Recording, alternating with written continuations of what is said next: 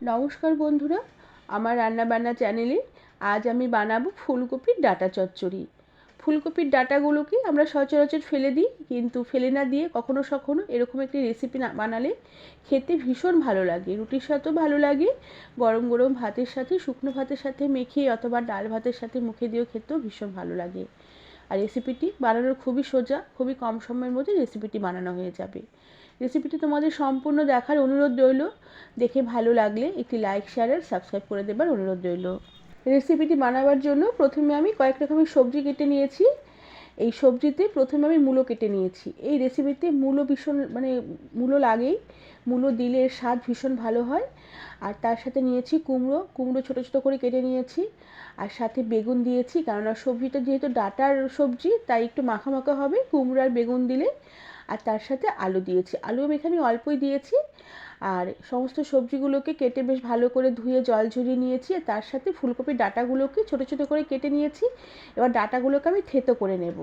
ডাঁটাগুলোকে কুচি কুচি করে না কেটে থেতো করে নিলেও তাড়াতাড়ি রান্নাটাও হয়ে যায়, আর খেতেও বেশ ভালো লাগে, তরকারিটা মাখা মাখা হয়। তার সাথে আমি বাঁধাকপির উপরে যে শক্ত পাতা ডাঁটাগুলো আছে সেগুলো ফেলে না দিয়ে সেগুলো তরকারিতে আমি দেবো। এর জন্য পাতাগুলোকে কুচিয়ে নিয়েছি, ডাঁটাগুলো ছোটো ছোটো করে কেটে নিয়েছি। সমস্ত সবজিগুলোকে এবার আমি একটু ভাপিয়ে নেব, যেহেতু ফুলকপির ডাঁটা আর বাঁধাকপির ডাঁটাগুলো সেদ্ধ হতে একটু সময় লাগবে। আর মূলো, বেগুন, আলু তো তাড়াতাড়ি সেদ্ধই হয়ে যাবে রান্না করতে করতে, তবে ডাঁটা আর ফুলকপির ডাঁটা আর বাঁধাকপির ডাঁটাগুলো একটু সেদ্ধ হতে সময় লাগবে, তাই একটু ভাপিয়ে নেব। এর জন্য আগে বাঁধাকপি, ফুলকপির ডাঁটাগুলোকে দিয়ে দিলাম, আর তারপরে উপরে আমি এই কেটে রাখা সবজিগুলোকে দিয়ে দিলাম। সমস্ত সবজিগুলোকে দিলাম না, বেগুনগুলোকে আমি পরে ভেজে দেবো, তাই বেগুনগুলোকে দিলাম না।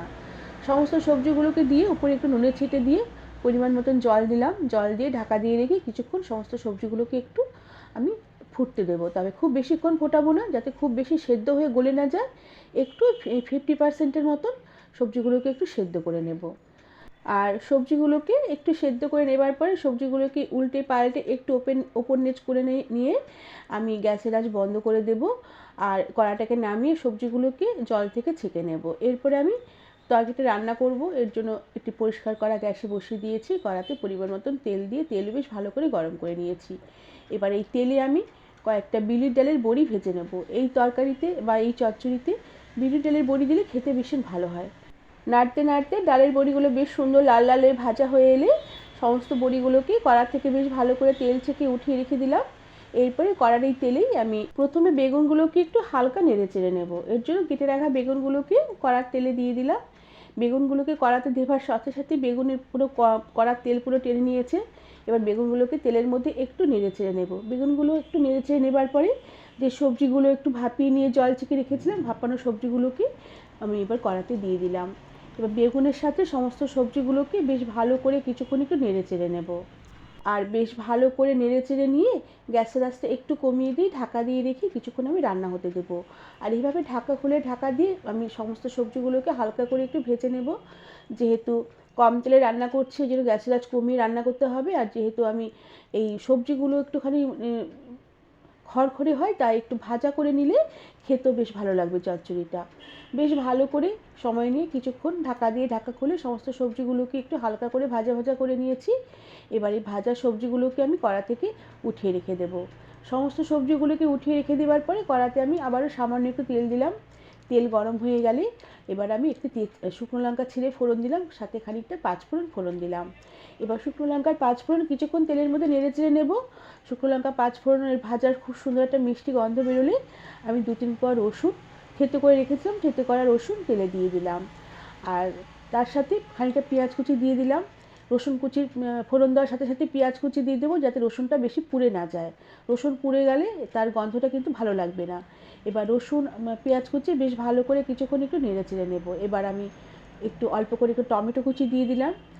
আর তার সাথে থেতো করা আদা আর খানিকটা থেতো করা কাঁচা লঙ্কা দিয়ে দিলাম। কাঁচা লঙ্কা এখানে 2 থেকে 3টা আছে, ঝালটা তোমরা তোমাদের নিজেদের রুচি অনুযায়ী দেবে। এবার পেঁয়াজ, রসুন, টমেটো, আদা, কাঁচা লঙ্কা তেলের মধ্যে কিছুক্ষণ একটু নেড়ে চেড়ে নেব, যাতে একটু ভাজা ভাজা হয়ে আসে আর এই মশলাগুলোর কাঁচা গন্ধটা চলে যায় আর একটু নরম হয়ে আসে। কিছুক্ষণ নেড়ে চেড়ে নেবার পরে আমি মশলাগুলো যাতে পুড়ে না যায় অল্প করে একটু জল দিয়ে দিলাম। এবার আমি কয়েকটা গুঁড়ো মশলা দেবো। এখানে আমি প্রথমে দিয়ে দিলাম জিরের গুঁড়ো, ধনের গুঁড়ো, লঙ্কার গুঁড়ো অল্প করে, একসাথেই দিয়ে দিলাম। আমি এই জিরের গুঁড়ো, ধনের গুঁড়ো, লঙ্কার গুঁড়ো একসাথে মিশিয়ে রেখেছিলাম।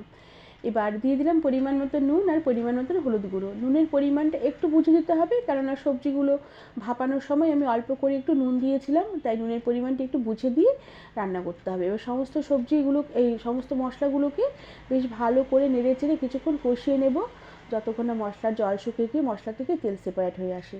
মশলাগুলোকে কিছুক্ষণ নাড়তে নাড়তে এবার আমি দিয়ে দিলাম খানিকটা মটরশুঁটি দিয়ে বেশ ভালো করে কিছুক্ষণ মশলা নেড়েচেড়ে নেওয়ার পরে আমি স্বাদের ব্যালেন্সের জন্য অল্প করে একটু চিনি দিয়ে দিলাম। চিনিটা এখানে দিতেই হবে, কেননা বাঁধাকপি বা ফুলকপির ডাঁটা চচ্চড়িতে একটু জলসে জলসে ভাব থাকে, একটু খাড় খাড় স্বাদ থাকে, তাই চিনি দিলে তার স্বাদের ব্যালেন্স আসবে, খেতেও বেশ ভালো লাগবে। চিনি দেওয়ার পরে এই চিনিগুলোকে মশলার সাথে বেশ ভালো করে নেড়েচেড়ে আবার একটু কিছুক্ষণ কষিয়ে নেবার পরে ভাজা সবজিগুলোকে এবার মশলাতে দিয়ে দিলাম। সমস্ত সবজিগুলোকে মশলায় দিয়ে বেশ ভালো করে এবার নেড়েচেড়ে নেব, যাতে সমস্ত মশলাগুলো সবজির মধ্যে বেশ ভালোভাবে মিশে যায়।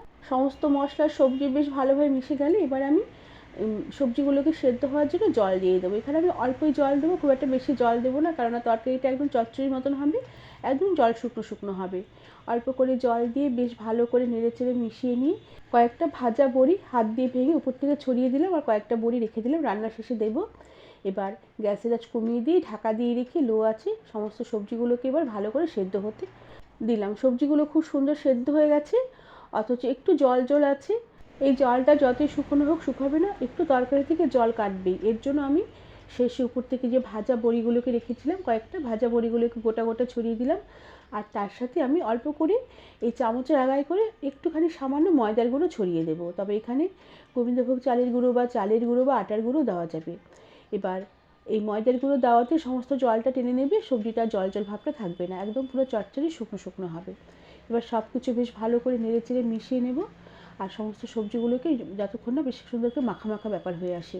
দেখো সবজিগুলো নাড়তে নাড়তে খুব সুন্দর একটা মাখা মাখা ব্যাপার হয়ে এসেছে, আর একদম পুরো শুকনো শুকনো হয়ে এসেছে।